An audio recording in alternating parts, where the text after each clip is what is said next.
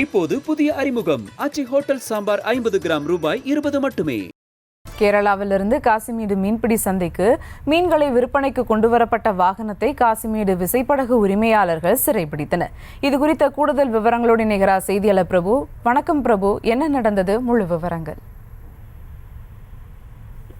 வணக்கம். கேரளாவில் இருந்து காசிமேடு மீன்பிடி சந்தைக்கு கணவாய் மற்றும் மீன்கள் போன்றவற்றை கொண்டு வரப்பட்டதாகவும் அந்த வாகனத்தை ஏற்றி வந்த வாகனத்தை தாங்கள் சிறைப்பிடித்து கொடுத்தும் காவல்துறையும் மீன்வளத்துறையும் உரிய நடவடிக்கை எடுக்கவில்லை என கூறி காசிமேட்டை சேர்ந்த விசைப்படகு சங்கத்தினரும் விசைப்படகு உரிமையாளர்களும் ஆர்ப்பாட்டத்தின் காவல் நிலையத்தில் இருந்து கொண்டிருக்கிறார்கள். அதாவது வடசென்னை காசிமேடு மீன்பிடி துறைமுகத்திற்கு கேரளாவில் இருந்து மீன்கள் கணவாய் போன்றவை இங்கு விற்பனை செய்யப்படுவதாகவும் அங்கிருந்து கொண்டு வரப்பட்டு இங்கு விற்பனை செய்யப்படுவதால் இங்கு இருக்கக்கூடிய விசைப்படகு உரிமையாளர்களின் வாழ்வாதாரமும் மீனவர்களின் வாழ்வாதாரமும் பாதிக்கப்படுவதாக கூறி இந்த விஷயங்களை அவர்கள் செய்கிறார்கள்.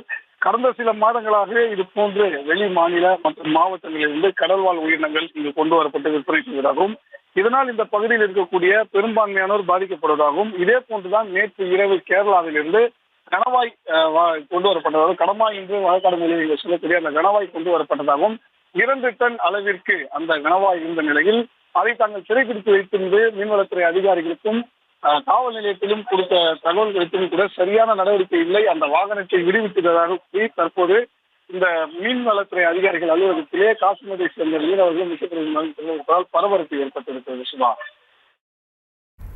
விவரங்களுக்கு நன்றி பிரபு. இப்போது புதிய அறிமுகம் ஆச்சி ஹோட்டல் சாம்பார் 50 கிராம் ரூபாய் 20 மட்டுமே.